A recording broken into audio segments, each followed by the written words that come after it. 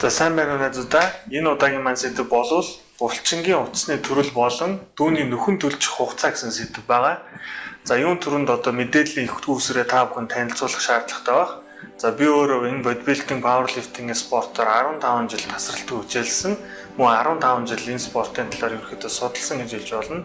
За онлын хувьд бол яаж бэлтгэл хийх үү, хэдэн удаа давтах уу, хэр удаа амрах вэ гэсэн асуултанд маш олон өөр хоорондоо зөрчилдсөн онлууд байдаг байсан. За зарим нь олон давтах ёстой, зарим нь цөөн давтах ёстой, зарим нь пампинг хийх ёстой, зарим нь хүчний бэлтгэл хийх ёстой.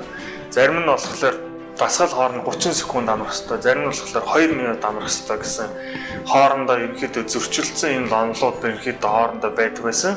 Харин Оросын спортын дасан зохицлын төвийг үүсгэн байгуулсан профессор Виктор Николаевич Силуянов гэдэг хүн энэ бүх процессыг биохимийн үүднээс тайлбарлаж нэгтгэсэн гэж хэлж байна.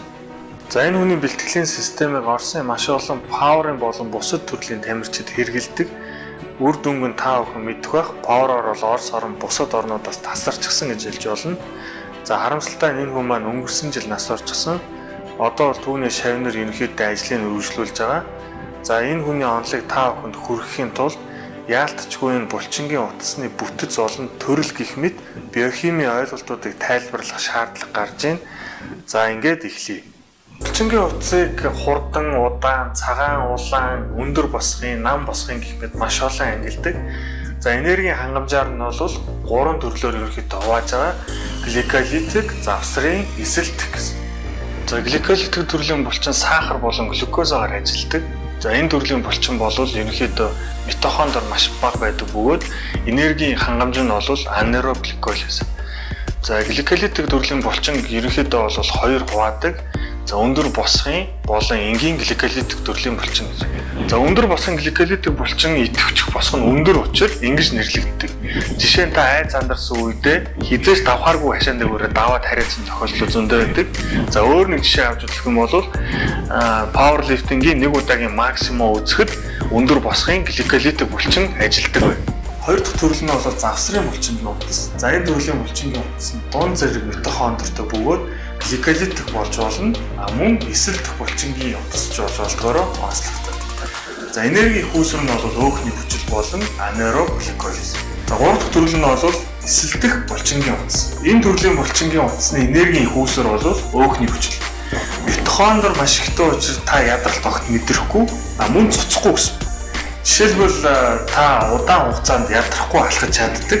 За энэ үед бол эсэлдэх төрлийн булчингийн ажиллаж байна гэсэн.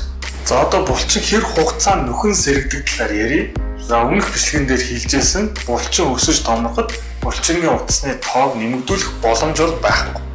Харин миофибрилийн тоог л нэмэгдүүлэх боломжтой. Булчин өсөж томроход оролцдог 2 органелл байдаг. Энэ бол митохондор, нөгөөх нь миофибрил. За энэ хоёрын тухай булчин хэрхэн томордог вэ гэсэн бичлэгэн дээр дэлгэрэнгүй байгаа та бүхэн үзээрэй. За миофибрил бол бэлтгэл хийсний дараа 14 хоног ургадаг.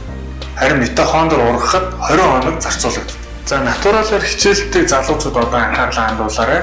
Булчин хөгжүүлэх бэлтгэлийг 14 хоногт нэг удаа л хийх ёстой. За энэ яагаад 14 хоногт нэг удаа хийх ёстой вэ гэхээр миофибрил 14 хоног ургадаг. За та хөгжүүлэх бэлтгэл хийчихэд 14 хоног юу хийх юм бэ гэж бодож иж магадгүй. Тэгэхээр энэ хугацаанд зөвхөн хөнгөн нөхөн сэрээд бэлтгэл хийх ёстой.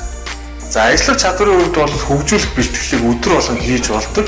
Гэхдээ митохондор 20 хоног ургадаг учраас та 20 хоногийн дараа ажиллах чадвараа нэмэгдүүлэх боломжтой гэсэн.